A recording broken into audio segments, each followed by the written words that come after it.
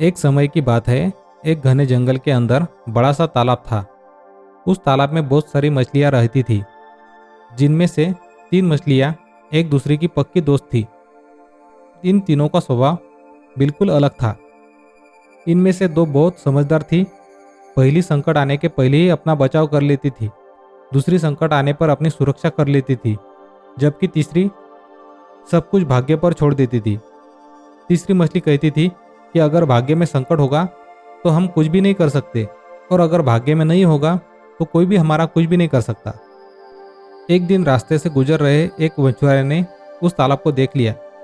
उसने देखा कि तालाब मछलियों से भरा पड़ा है। उसने तुरंत ही अपने बाकी साथियों को इसके बारे में बताया।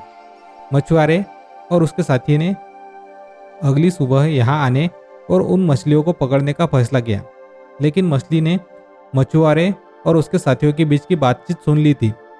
उसने तुरंत तालाब में रहने वाली सभी मछलियों को इकट्ठा किया और सारी बात बता दी।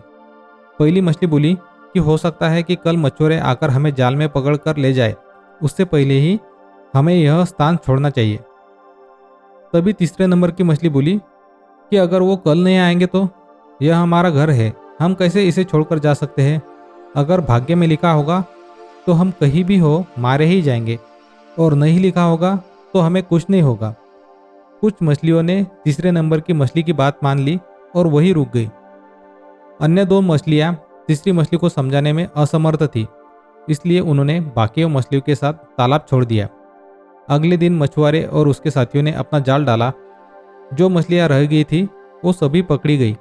जो मछलियां भाग गई थी उन सभी की जान बच गई, और जो तालाब में रुक गई थी वे सभी मछुआरों के द्वारा पकड़ ली गई।